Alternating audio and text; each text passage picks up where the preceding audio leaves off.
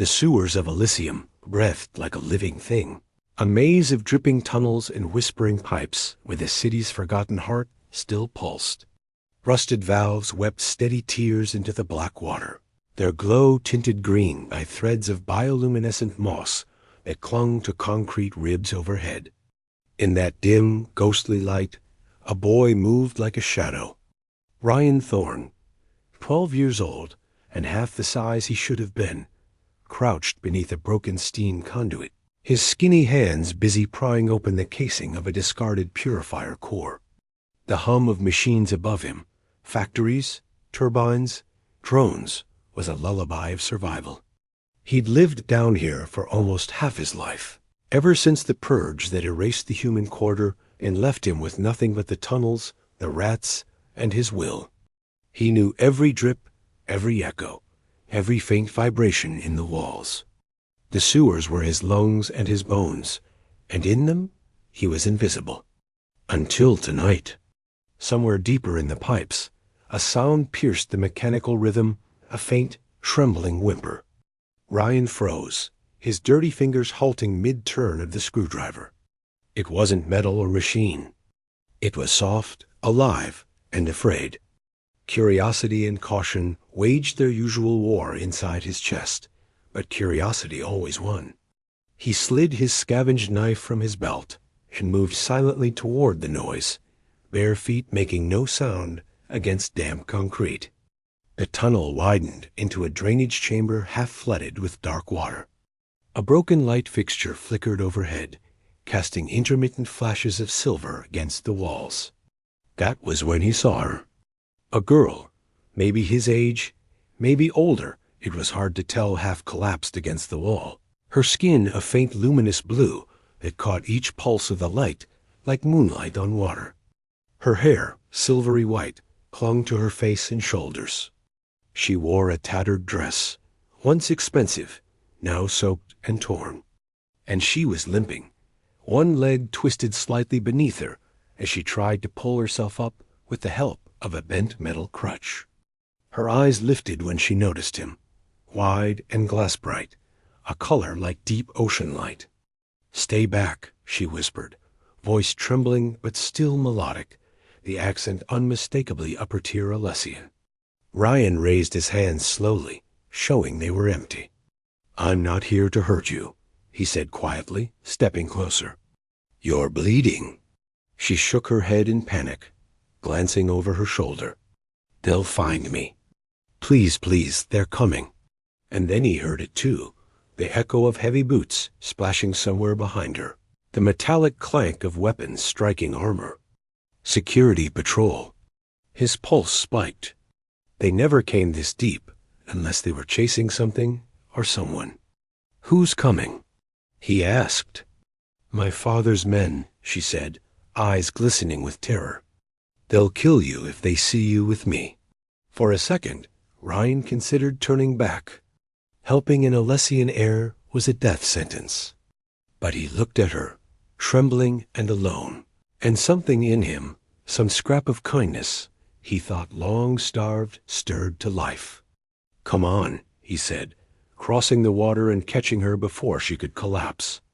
She was cold to the touch, unnaturally light, her weight nothing in his arms. "I know somewhere safe." Her trust was hesitant but desperate. She nodded, and he half-carried, half-led her through a maze of side tunnels until they reached his hideout, a low chamber tucked behind a collapsed pipe. There, he helped her onto his nest of rags and old blankets. The sound of pursuit faded until it was replaced only by the slow drip of water and her uneven breathing. He wrapped her injured ankle with a strip torn from his shirt and handed her a dented bottle of clean water. "Drink," he said. She hesitated, then obeyed. "What's your name?" he asked. "Nyla," she murmured, voice fading. "Nyla Valen." Ryan's stomach clenched. Valen, the ruling family, the ones who controlled the corporate towers, the ones who had ordered the purge. He swallowed hard. "I'm Ryan," he said anyway. Just Ryan. For a long time, they said nothing. The faint hum of machinery above them was their only witness. When she finally spoke, her voice was softer. "Why did you help me?" He shrugged. "Because you needed it. Even though I'm—" She gestured to her blue skin. "You're just a kid," he said simply. Her eyes filled, not with tears, but something gentler, a dawning recognition. They talked in fragments, trading stories of two worlds divided by steel and prejudice. She told him about her father's palace of glass and cold expectation. He told her about the dark beauty of the underlight. For the first time in her life, Nyla felt real warmth, not from touch, but from understanding. And Ryan, who had lived so long in silence, felt seen. When morning light seeped faintly through the storm drains, they both knew it couldn't last. The echo of voices and drones grew louder. Ryan helped her to the service hatch near the upper vents. "They'll find you here," he said. "Go, you'll be safe." She paused, looking at him with those deep ocean eyes. "I won't forget this, Ryan. I won't forget you." He tried to smile. "You will," he said softly. "But that's okay." He stepped back into the shadow as the hatch opened and the light spilled over her. And then she was gone, lifted away to a world of glass and sunlight, while he sank again into the hum and darkness. What Ryan didn't know was that her promise was real, and that this single act of kindness would echo across 15 years and change the fate of Elysium forever. 15 years had passed, and the sewers of Elysium were no longer Ryan Thorne's home, though their scent and darkness still clung to him like ghosts. He'd clawed his way up one bolt, one bribe, one sleepless night at a time, until he could look out a grimy workshop window and see the glow of the mid-level skylanes above. Down here, the air was thick with oil and ozone, filled with the buzz of hover engines and the hiss of plasma welders. Humans weren't supposed to operate repair shops. They were supposed to serve as janitors, loaders, silent hands for the Elysian elite. But Ryan's place had no signboard, no license, and no allegiance to their rules. The Valen name might have ruled the towers above, but down here, people came to him when their machines broke and the official channels demanded too many credits. He was a rumor made flesh, the human mechanic who fixed the unfixable. His hair was longer now, dark and tangled. His eyes still the same startling blue, sharp as a torch's flare. He worked without rest, sleeves rolled up, forearms streaked with oil, his breath sinking with the rhythm of machinery. Maddox, his friend and assistant, called from across the cluttered floor. "Torque wrench?" Ryan extended a hand, not looking up. "Already got it." The younger man hesitated, glancing at the gleaming hover car in front of them, an executive shuttle with gold-veined hull plating. "You know whose this is, right?" "Credits are credits," Ryan muttered, tightening a bolt. "Valen Corp insignia," Maddox said in a low voice. "You sure you want to touch that name?" The wrench stopped. For a moment, Ryan's expression flickered the smallest ghost of something buried under years of grime and grit. He shook it off. "I've worked on worse."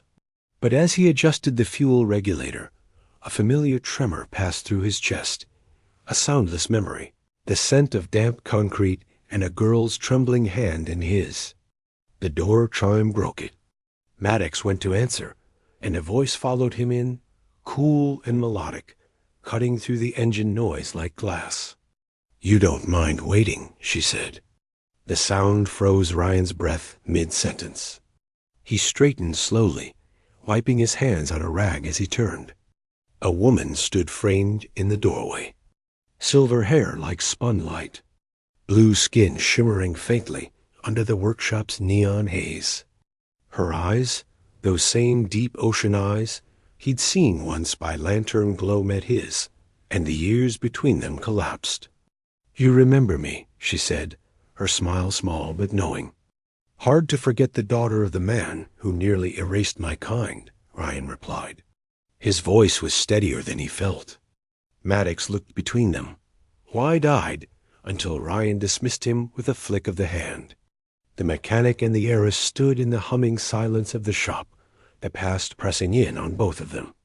"Your shuttle's fixed," he said finally. "Fuel regulator was shot. I replaced it with a human-made part works better, lasts longer." "I didn't come for the shuttle," Nyla said softly. She stepped closer, her presence carrying the faint scent of cold air and rain. "I sent it here because I knew the shop was yours." Ryan frowned. "How?" "I've been looking for you for years." Her voice faltered, the practiced confidence of an Elysian air breaking into something gentler. "After that night, I couldn't stop thinking about you, the boy who risked everything for me." His throat tightened, but he masked it behind a scoff. "That was a long time ago. You were a lost kid. I helped because no one else would." "That's exactly why I'm here," she said, her eyes glinting. "Because no one else would." She moved closer, the light catching the silver threads in her hair. "Dinner with me, tonight." He almost laughed. "Sure, I'll just stroll into an Elysian restaurant. Maybe security will give me a table by the window." "Not a restaurant," she said. "My home, private, no guards. Just us." The offer hung in the air, absurd and impossible. "Why now?" he asked, voice quieter. "After 15 years?" Nyla smiled, soft but sure. "Because now I can do something about what you showed me." She turned to leave, her hand resting lightly on the doorframe. 7 o'clock. Celestial Tower. Private elevator code 7729. She looked back once, eyes bright. "And don't dress up. I prefer you exactly as you are." The door slid shut behind her, leaving Ryan staring after her, the hum of engines suddenly too loud. Maddox peeked around the corner, jaw slack. "Did Nyla Valen just ask you out?" Ryan tossed the rag aside, forcing a half-smile that didn't reach his eyes. "Guess I've got plans tonight." He turned back to the gleaming shuttle, but his hands wouldn't stop shaking. For years, he'd buried her memory beneath work and survival, convincing himself she'd forgotten. But now, she'd come back, and he had no idea whether it would save him or destroy everything he'd built. The night sky over. Elysium was a shifting curtain of light and shadow, the glow from its upper towers blending with the thin fog that rolled between them like ghostly silk. Ryan walked beneath it, his work jacket zipped halfway, boots echoing against the polished transit platform. The city above the sewers was an alien world, beautiful, cold, and sharp-edged as a blade. He shouldn't have been here. Humans didn't belong in the Celestial Tower district, where even the air smelled expensive, filtered through towers of silver and glass. But he kept moving, ignoring the stares of the drone sentries as he entered the private elevator and punched in the code. The panel blinked once, scanned his biometrics, and then unexpectedly welcomed him by name. Identity confirmed. Guest of Nyla Valen. His pulse jumped. The doors closed with a whisper, and the elevator began its ascent, climbing through layers of glowing walkways and suspended gardens until the undercity lights became a blur beneath his feet. When the doors opened, silence greeted him, thick, perfect silence. The penthouse stretched out like the top of the world, all curved glass and soft light. Holographic constellations shimmered faintly along the ceiling, mimicking a sky Elysium had long since lost to pollution. Nyla stood by the window, her reflection ghosted against the stars. She wore white, the color pure and simple, a defiance in itself in a world obsessed with shimmer and perfection. When she turned, her silver hair caught the faint light, and for a moment, Ryan saw the child she'd been, the frightened girl clutching. A broken crutch in the darkness, but only for a heartbeat. Now she was poised, self-assured, radiant in a way that had nothing to do with wealth. You came, she said, her voice soft but certain. Ryan's answer was a dry half-smile. Couldn't resist the chance to see how the other half lives. She gestured toward a low glass table where 2 glasses waited, faintly glowing with some golden liquid that pulsed like captured starlight. It's called Orvan Fire, she said. Smooth if you don't breathe too soon after drinking it. He took the glass, sniffed it, and then drank. It burned, sharp and alive, leaving behind a strange sweetness. So what's this really about? He asked, setting the glass down. Nostalgia? Guilt? Slumming it with a human for a thrill? Nyla's smile didn't waver, but her eyes softened. None of those. I've spent 15 years trying to understand what happened that night. Why a human boy risked everything for a stranger.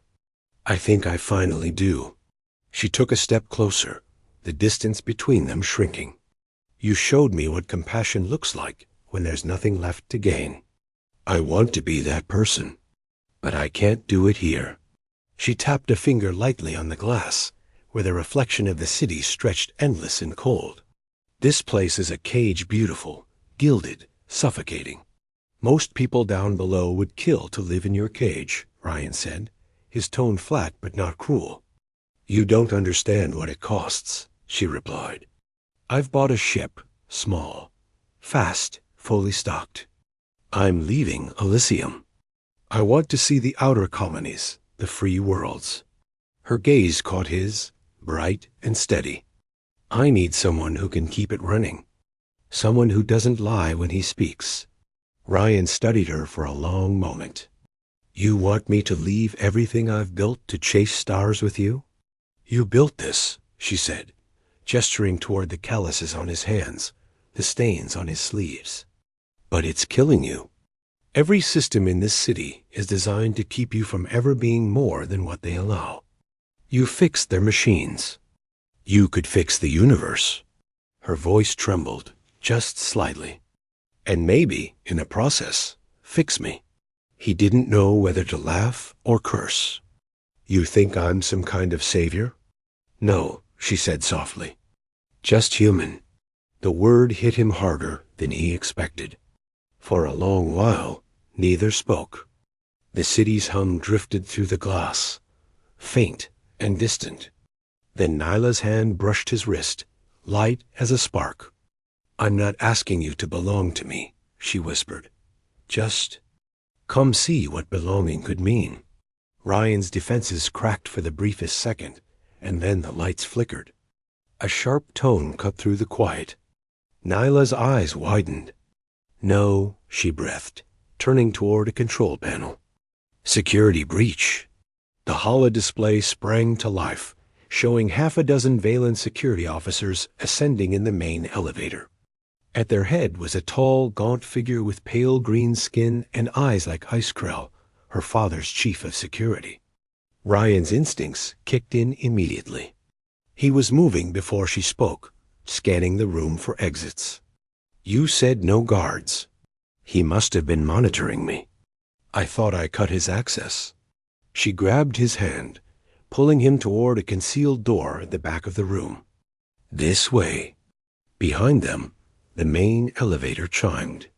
The penthouse doors hissed open, boots pounding across marble floors. Alarms howled, red lights sweeping through the pristine space. Ryan and Nyla ducked into the maintenance shaft, the door sealing behind them. The narrow passage was filled with heat and the hum of machinery, pipes running like arteries through the tower's bones. How far down does this go? Ryan hissed. Maintenance level, she said, breathless. We can exit there, blend in. Blend in? He shot her a look. You glow in the dark. Her lips twitched despite the panic. Then stay close. Maybe your dirt will rub off. A startled laugh escaped him, quick and raw. For a heartbeat, amid the alarms and danger, it almost felt like the tunnels again, their shared chaos, the same unlikely trust.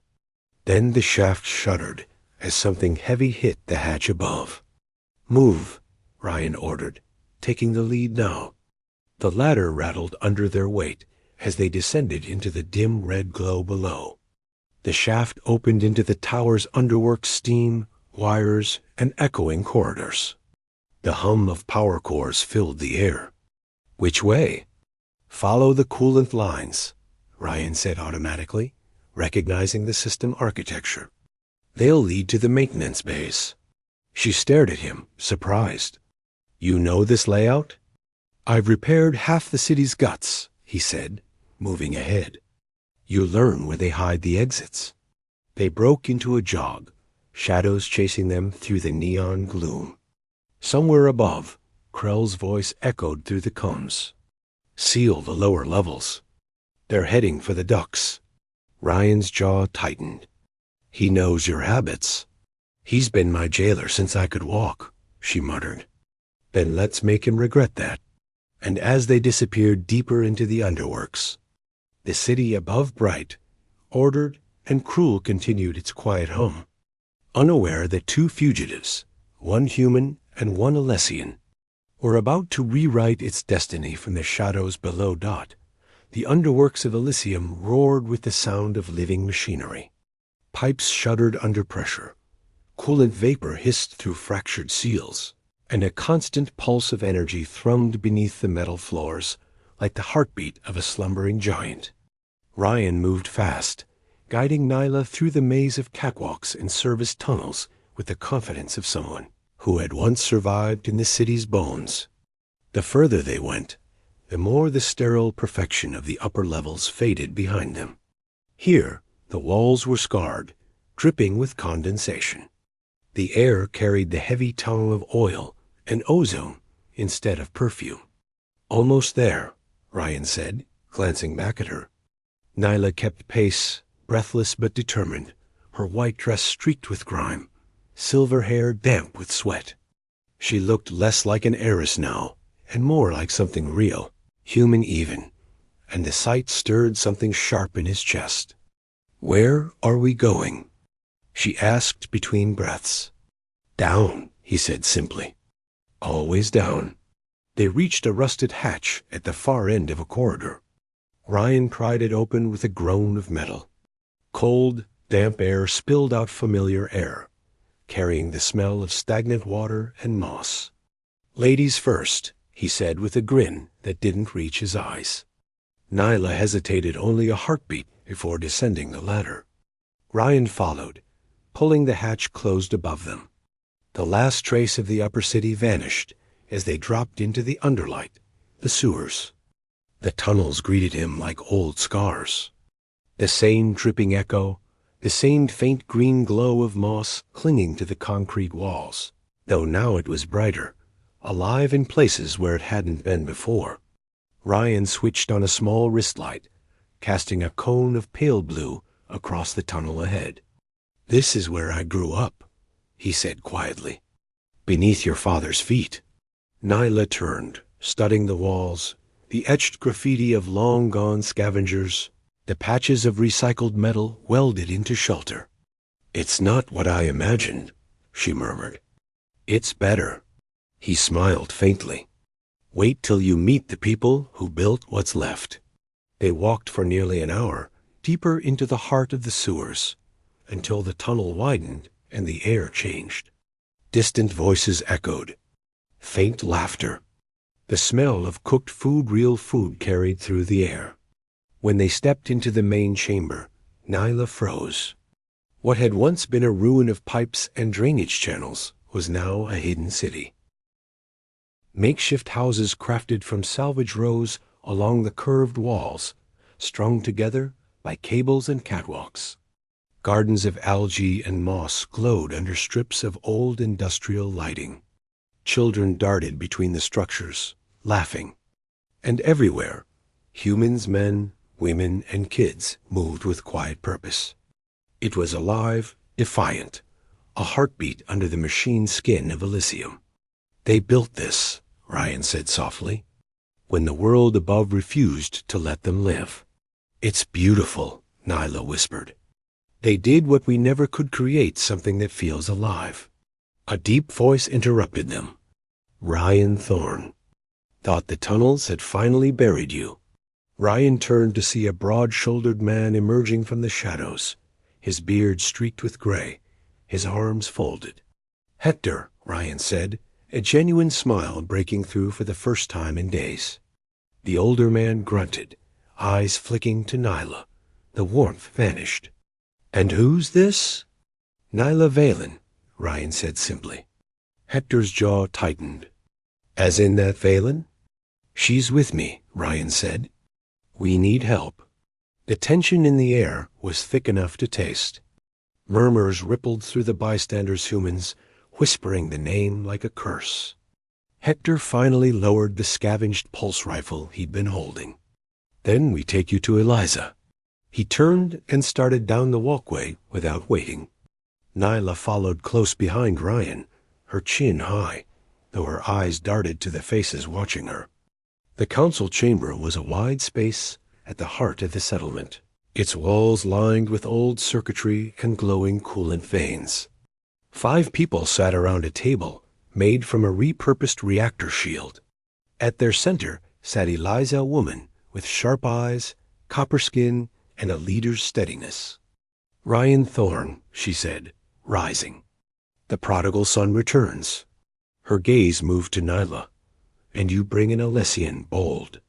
Ryan told them everything, how Nyla had found him, the chase, Krell's pursuit, her plan to leave Elysium. When he finished, silence filled the chamber. Eliza looked to Nyla. You ask for sanctuary after what your family did to us? I'm not my father, Nyla said evenly.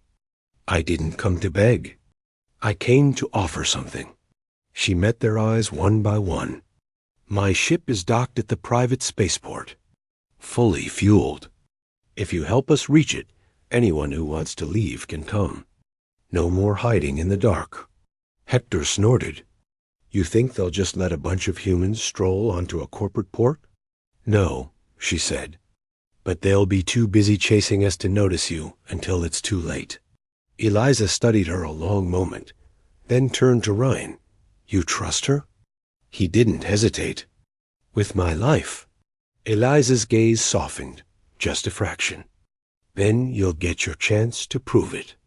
Word from our people topside says Maddox is alive, but Krell's making an example out of him. Execution at noon tomorrow, Central Plaza. Ryan's stomach turned to ice. It's a trap. Of course it is, Hector said grimly. But it's also our only shot. Then we take it, Ryan said. We get Maddox, get to the ship, and get out. Nyla looked at him, eyes bright with the same fierce light he'd seen 15 years ago, when she stood trembling in the dark and begged for help. Only now she wasn't the one being saved. We'll do it together, she said. He nodded once, feeling something in him settle, a decision made long before tonight. Above them, the world of glass and privilege still gleamed. Unaware that in the tunnels below, a human and an Elysian were about to set it on fire that morning, in the underlight came not with sunlight, but with the slow awakening of machinery. Vents opened, fans groaned to life, and the soft green of hydro lamps flickered across the cavernous settlement, illuminating faces hardened by survival.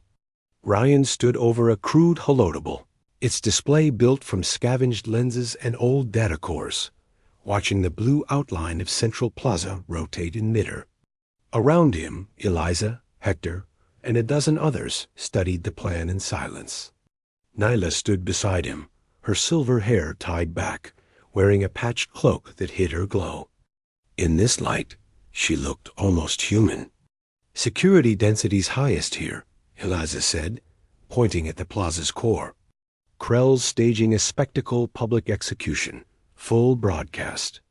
He'll want everyone to see what happens to those who defy him. Ryan's jaw clenched as he spotted Maddox's position on the display, a red dot, kneeling beneath the execution platform. They'll expect me to come, he said. They want me to? We'll use that. Nyla crossed her arms, her voice calm but firm. They'll expect me to. which is why I'll give them exactly what they want. Ryan looked at her sharply. You can't. I have to, she said. I'll enter through the north gate in full view. Draw attention. While Krell focuses on me, your team goes underground. Eliza, you said your people have a line into the plaza's drainage system? Maintenance tunnels, Eliza confirmed. Old storm channels forgotten by most. We can move a small team through unnoticed. Ryan frowned. You'll be surrounded. You'll be under the plaza, she countered. We'll both be surrounded. But together, we'll break their circle. Hector grunted.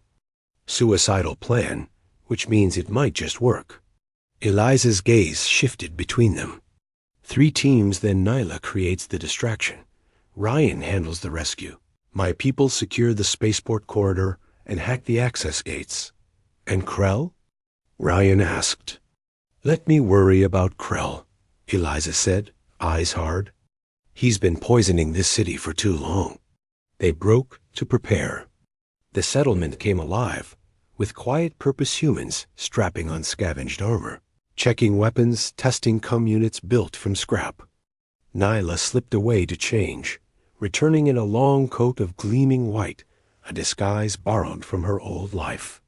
You look like you own the city, Ryan said, half admiring, half afraid.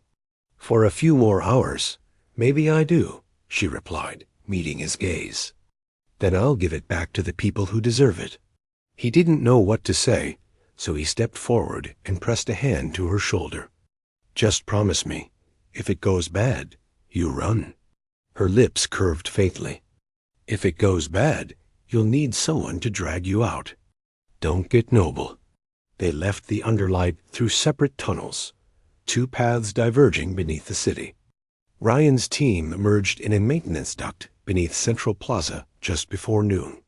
He could hear the hum of the crowd above, the metallic echo of drone wings, and Krell's amplified voice carrying through the plaza like a sermon.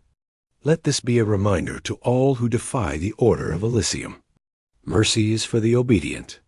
Ryan crouched near a grated panel, watching as Maddox knelt at the center of the stage, wrists bound, bruised but unbroken. He muttered under his breath, Hang on, kid. We're here. Through the grate, he caught movement at the far entrance, the crowd parting. Nyla appeared, radiant and defiant, her white coat trailing behind her like a banner of rebellion. The sunlight caught her silver hair, turning it to fire. Gasps rippled through the crowd. Nyla Valen. Krell's voice boomed, dripping venom. You've disgraced your family enough. Stand down, or you'll share his fate. She lifted her chin, unafraid. You call this justice? Beating down those who keep your city alive? You call this order? The drones pivoted, focusing their lenses on her. Every screen across Elysium now broadcast her words. My people built this city, she said, her voice rising. And you buried them beneath it. Not anymore. That was the signal. Ryan nodded to his team. Now. They moved like shadows, prying open the grate and slipping into the open tunnel beneath the plaza. 2 guards stood watch over the holding cells. They went down silently, pulse batons hissing. Ryan reached Maddox's cell, disabling the lock with a hacked console. The door slid open with a groan. Maddox looked up, eyes widening. About time. Miss me? Ryan cut his bonds. Move. Above them, the plaza erupted in chaos. Nyla had triggered something, a portable signal scrambler. Alarms blared, drones spiraled out of control, the air filled with shouts. Krell barked orders, his soldiers turning their rifles toward her, but she didn't flinch.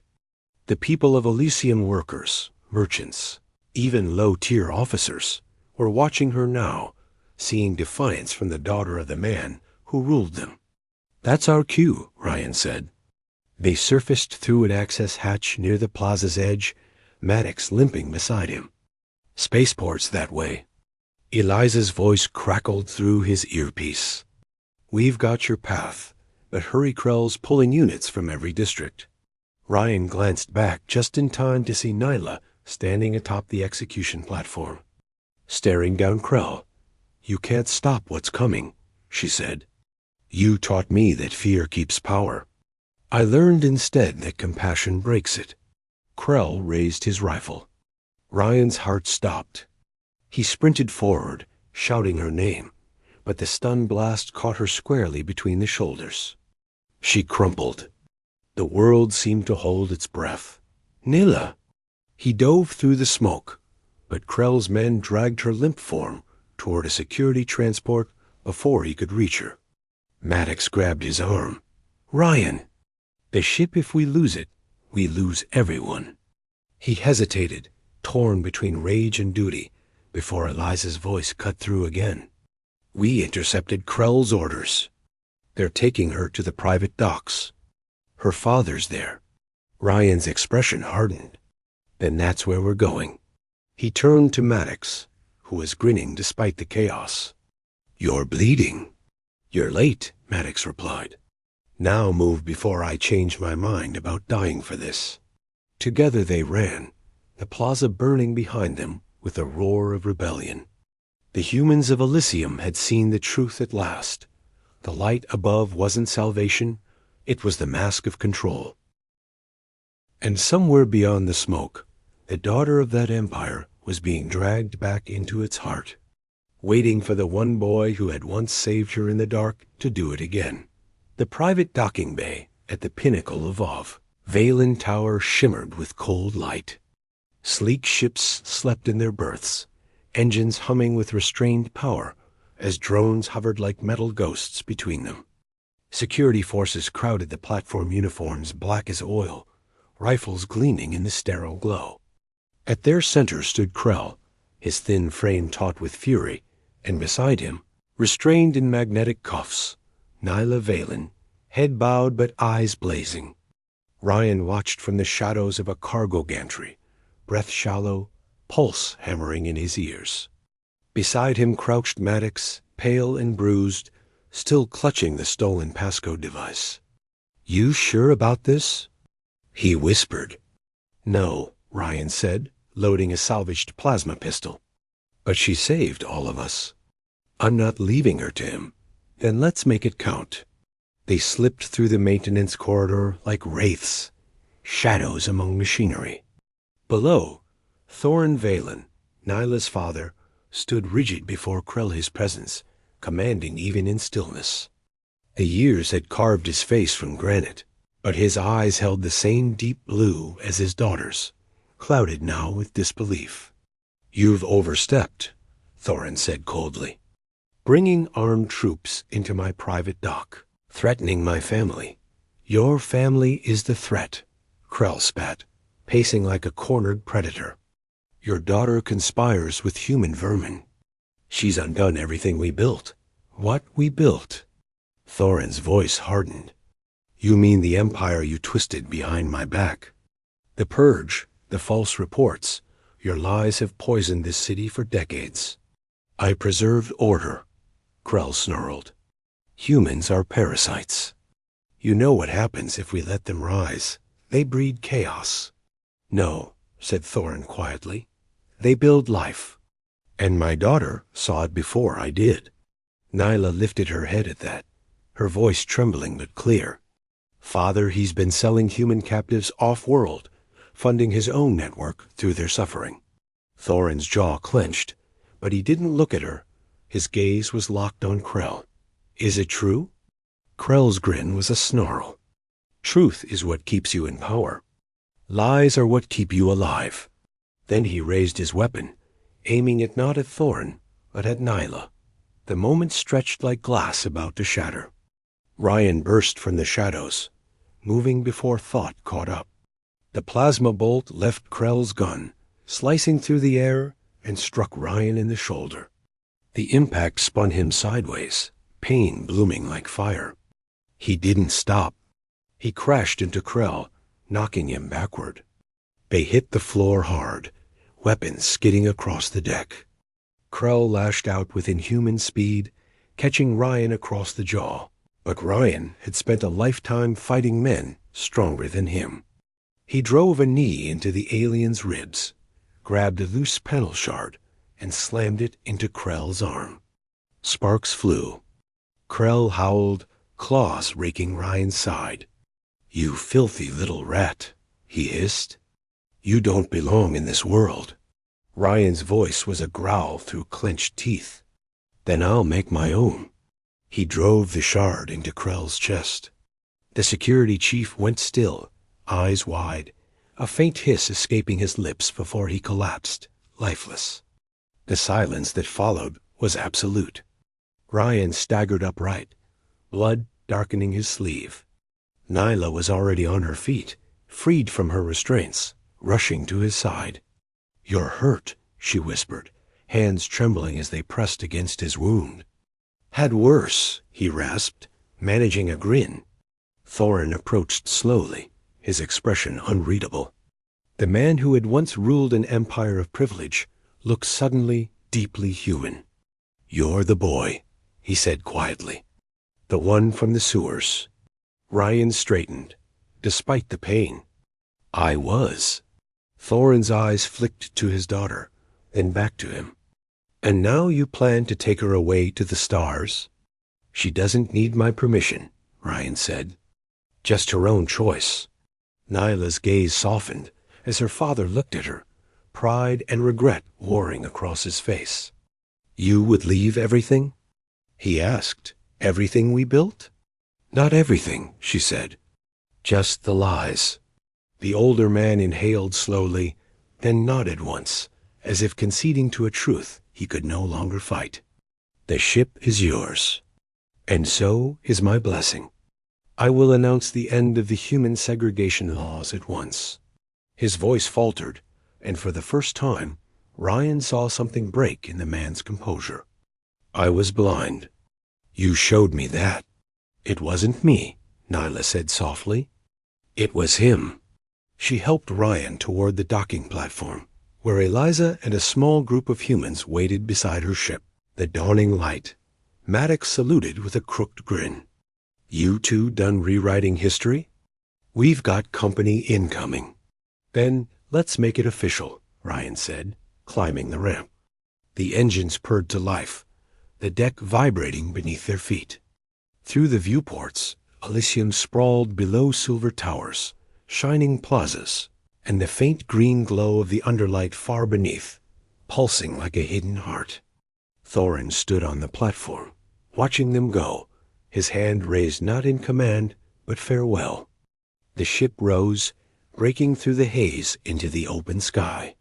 For the first time in his life, Ryan saw the world from above, not below. Clouds parted, and starlight spilled through, washing over them in silver waves. Nyla stood beside him at the viewport, her fingers finding his. "You said once I'd forget," she whispered. He smiled, tired but warm. "Guess you proved me wrong." "I built a ship to prove it," she said, leaning her head against his shoulder. The engines roared, and the dawning light surged upward, leaving the poisoned beauty of Elysium behind. As the stars spread before them, a chime echoed from the navigation console. Maddox frowned, tapping the screen. "Incoming transmission," he muttered. The image flickered to life-grainy footage of dozens of ships emerging from hyperspace, bearing the markings of old human colonies. "What the hell?" "They're responding to your broadcast," Eliza whispered, awe in her voice. "The ones Krell sold, the ones who escaped, they're coming home."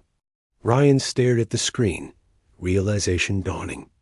"Then this isn't an ending," he said. Nyla squeezed his hand, her voice steady. "No, it's the beginning." The ship's nose tilted toward the horizon, engines flaring bright as a sunrise. Beneath them, Elysium gleamed wounded but awakening. And as the dawning light leapt into the stars, Ryan felt the world shift, the weight of centuries breaking. All because, once upon a time, a poor human boy in the sewers had chosen kindness over fear, and an alien girl had never forgotten.